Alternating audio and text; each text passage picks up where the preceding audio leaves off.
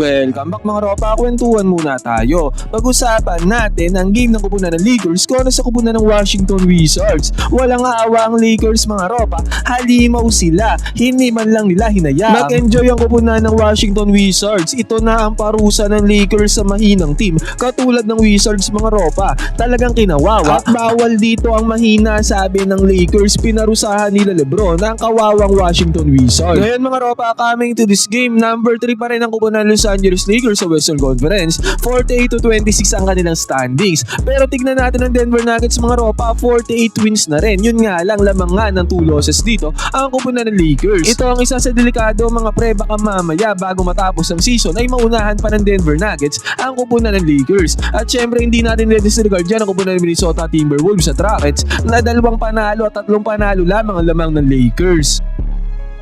Ngayon mga ropa, if ever na ngayon na magsisimula ang playoffs, ang number 6 ang kupunan ng Houston Rockets sa makakatapat ng Lakers sa may first round. Sa tingin nyo, palag-palag ba mga ropa if ever na Houston Rockets ang makakatapat ng Lakers? So ano gusto nyo mga ropa? Minnesota Timberwolves or Denver Nuggets kagad ang makatapat ng Lakers? 8 games na lang ang natitira sa Lakers mga ropa, at sa 8 games na yan, marami pa ang pwedeng mangyari. At yung mga teams na yan mga ropa, lalo na nga itong 3, 4, 5, 6, 7, talagang magpepwestuhan yan mga ropa dito sa Western Conference. Mamimili yan ng kalaban sa may first round. Ngayon mga ropa, mahinang kupunan nga ng Washington Wizards ang karap ngayon ng kupunan ng Lakers. Nagtatangtong Washington Wizards, pero dito nga sa game na to ay mala playoffs kagad ng diskarte ang ginamit ng kupunan ng Lakers. Wala nga pala si Luka Doncic dito mga ropa, at binuhat ni LeBron James ang Lakers sa kanyang napakagandang triple-double, at syempre napakagandang performances din ang ginawa ng mga players ng Lakers kontra sa kupunan ng Washington Wizards. 5 players ng Lakers na nagkaroon ng double digit dito sa game na to mga ropa. Ibig sabihin lahat sila ay nag-ambag at na-distribute ng maayos ang bola ng Lakers bawat possession. Ngayon mga ropa, nandito nga din pala si Anthony Davis na na-trade na sa Washington Wizards. At tatawa-tawa nga lang dito si Anthony Davis mga ropa na dating miyembro ng Lakers. Miss na yan ng mga Lakers fans, at namimiss ko na rin si Anthony Davis bilang isang Laker. Ngayon mga ropa, ito ang game analysis at breakdown. Pinarusahan ng Lakers ang mahinang team. Bawal ang mahina dito, lalampasuhin talaga ng Lakers. Playoffs mode na ang Lakers. Simulan na natin to. Okay game. Ngayon mga ropa, dito tayo magsimula. 28-25 ang score dito second quarter, pagbubukas sa second quarter. At tignan natin ang mga lineup dito ng Lakers. Pinasok dito ni Coach JJ Redick si Bronny James Jr. mga ropa. Sa mga past games ng Lakers ay talagang ginagamit niya na itong si Bronny James Jr. At ang mga tao dito mga ropa, Bronny James Jr. sa may point guard. Lang shooting guard dito si Luke Kennard mga ropa, at ang mga forwards dito ay itong si LeBron James at Vando. Si Vando din mga ropa ay nagagamit na sa rotation ulit ni Coach JJ Redick. At ang center dito mga ropa ay si Jackson Hayes. Sobrang gandang performance ang ginawa ni Jackson Hayes dito sa game na to mga ropa. Ang laki talaga ng improvement na nakikita ko sa kanya ngayong season.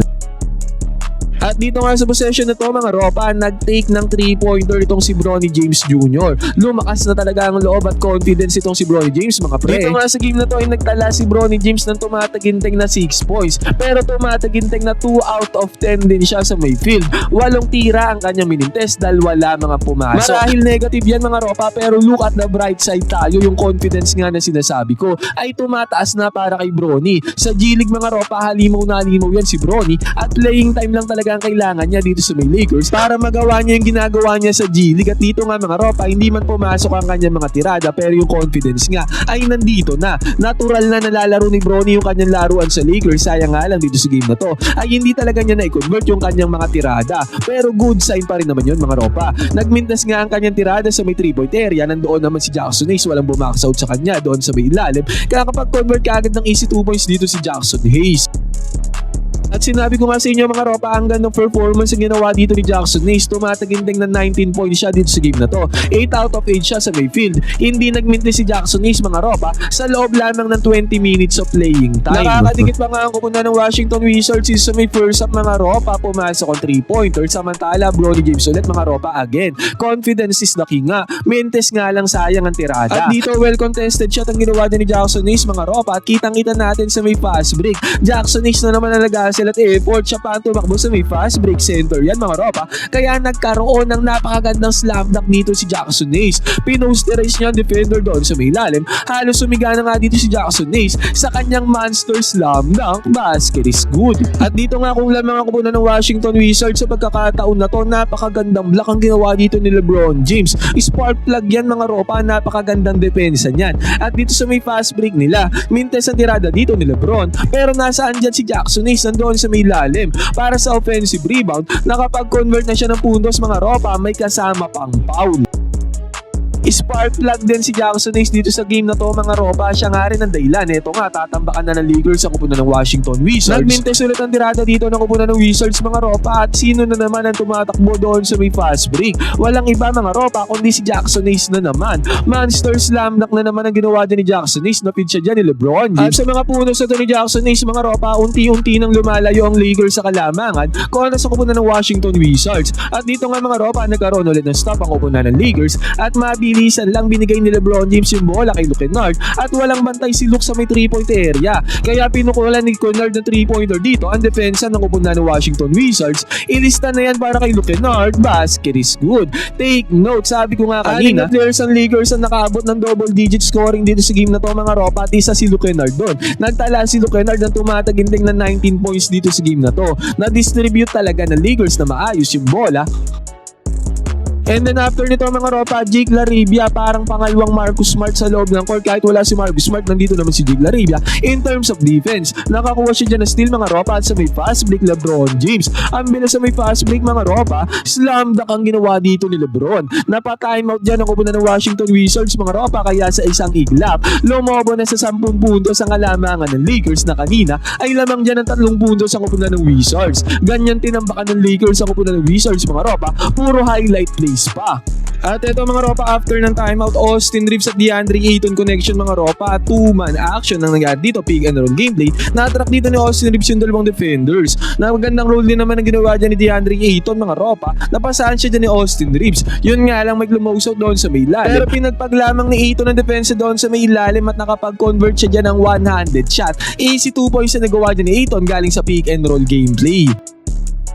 At sa pagkakataon naman na to mga ropa, again, Austin Reeves na naman nagmamando ng bola. Kitang-kita talaga natin kung gaano ka-effective mag-penetrate ng depensa itong si Austin Reeves. At ang nangyari nga dito, natrack niya yung mga defenders mga ropa, sabay napakagandang kick out ng bola papunta kay Rui Hachimura. May sumubok lumouse out dyan mga ropa, yun nga lang, uli na ang lahat dahil na-attrack nga siya ni Austin Reeves sa may depensa. Open 3-pointer para kay Rui Hachimura. Basket is good. At nagkaroon ng stop dito ang Lakers at Austin Reeves na naman nagmamando ng bola sa may transition mga ropa. Napakagandang pasa ang ginawa dito ni Austin Reeves. Tinahi dito yung mga defenders. Lusot na lusot yung pasa dyan ni Austin Reeves mga ropa. Rui Hachimura ang nakinabang sa pasa na yan. Nagkaroon siya dyan ng easy 2 points. Basket is good. At sa pagkakataon na to mga ropa, Austin Reeves na naman, 4 na sunod-sunod na possessions para sa kupunan ng Lakers. Penetration dito ni Austin Reeves mga ropa. At dahil nakarating si Austin Reeves doon sa may ilalim, napilitan dito yung defender ni DeAndre Ayton na tumulong at lumose out kay Austin Reeves. Ngayon mga ropa, dalawang defenders ang na kay Austin Reeves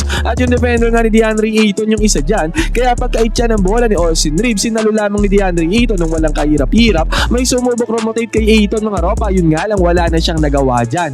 Nagkaroon na ng easy 2 points dito. Ito ang si DeAndre Ayton. Take note, tumataginting na 9 assists ang ginawa ni Austin Reeves sa game na to mga ropa, na distribute niya na maayos yung bola sa ibang players ng Lakers. 59-43 na ang score dito mga ropa, tumataginting na 16 points na ang tambakol dito ng kupunan ng Washington Wizards. At possession ulit dito ng Lakers mga ropa, eto na. Napakagandang play ang ginawa dito ng Lakers. LeBron James ang ball handler dito mga ropa, sinatan siya ng screen dito ni DeAndre Ayton. Si Ayton mga ropa nag-roll papunta dito sa may gitna, pero hindi intended dyan ni DeAndre Ayton na rumisib ng bola at umiscore. Ang intended niya na gawin dito mga ropa ay mag-set siya ng dito sa sentro ng kalaban mga ropa, at habang ginagawa ni DeAndre Ayton, ginugulangan naman dito ni LBJ yung kanyang primary defender. Nasa likod yung primary defender mga ropa, kinakatawan niya ni LBJ para hindi makalapit, at dahil sa Gortat screen mga ropa, nakadaan ng libre si LBJ sa may gitna. May sumubok pang lumouse out dyan mga ropa, pero pambihirang finishing ang ginawa dyan ni LeBron James. Nagkaroon sila ng easy 2 points galing sa play na yan. Napakagandang play mga ropa. Basket is good. At napakagandang play ulit ang sinetup dito ng Lakers mga ropa. Ang nangyari dito, binababa pa lamang ni Austin Reeves yung bola. Sinetan kagad siya ng screen dito ni Lebron mga ropa. At ang purpose niyan mga ropa para magkaroon ng pick and roll gameplay, which is ang nangyari naman dito, dalawang defenders ang sumalubong dito kay Austin Reeves. Naipasa naman niya na maayos yung bola kay LBJ. Walang bantay sa LBJ mga ropa dahil dalawang defenders ang na kay Austin Reeves. Pag make dito ng move ni LBJ, napilitan tuloy lumausot yung defender doon sa may ilalim mga ropa na nakasune lamang doon sa may ilalim. At dahil nga dyan nakapwesto na maayos dito si DeAndre Ayton dahil walang bantay doon sa may ilalim. Alley play ang nangyari dito sa play na to mga ropa. Tic-tac-toe gameplay yan mga ropa na nagiging sobrang effective lagi para sa kupunan ng Lakers. Ginagamit nila lagi yung play na yan mga ropa, nagresulta yan sa easy 2 points, basket is good.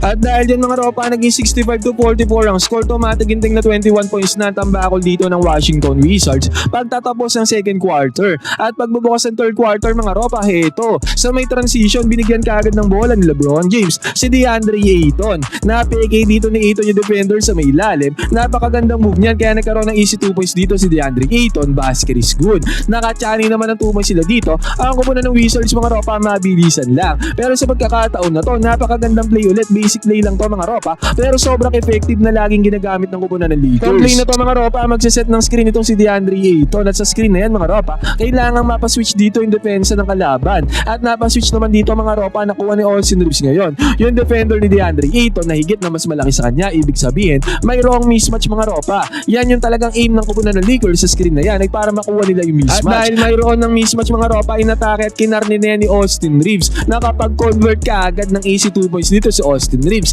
Galing sa play na yon mga ropa, basket is good. At ganun ulit ang ginawa dyan ni Austin Reeves at DeAndre Ayton mga ropa. Nag-aim na naman sila ng switch ng mismatch mga ropa, pero sa pagkakataon na to is littering his way, parang ahas itong si Austin Reeves papunta doon sa may ring. Nakapag-convert na naman siya dyan ng easy 2 points, basket is good. Gumamit naman ng pick and roll action dito si LeBron James at Jake Laribia mga ropa. At kitang-kita natin tinagos ng bola yung pasa dito ni LBJ. Good finishing din ang ginawa dyan ni Jake Laribia. At nakapag-convert siya dyan ng malinis na easy 2 points, basket is good. At after nito mga ropa, Austin Reeves dire-diretso na sa depensa ng kupunan ng Washington Wizards. Wala nang nakaawat dito kay Austin Reeves. Nagpabaon pa nga dito ng perimeter jumper, fadeaway jumper, itong si Rui Hachimura. Ang gandang clutch na pasa din ang ginawa dito ni Bronny James Jr. mga ropa, nalocate niya dito itong si Luke Kennard at nakapag-convert din ng 3-pointer dyan si Luke Kennard. Natapos yung third quarter sa score na 91-77, 14 points ang hawak na kalamangan dyan ng Lakers. At eventually mga ropa, natapos ang game na to, hindi na nakahabol ang kupunan ng Wizards. 120-101 natapos ang game mga ropa, pinarusahan ng Lakers ang kupunan ng Wizards. At dahil dyan sa panalo na yan, tumataginting na 49-26 na ang standings ng Lakers, lamang na sila ng isang panalo kung sa kupunan ng Denver Nuggets. Ngayon mga ropa, ano masasabi nyo sa performance dito ng Lakers? Playoff mode na nga sila mga ropa, pwede kayo mag-comment dyan. So ba na opinion, magkwentuhan tayo.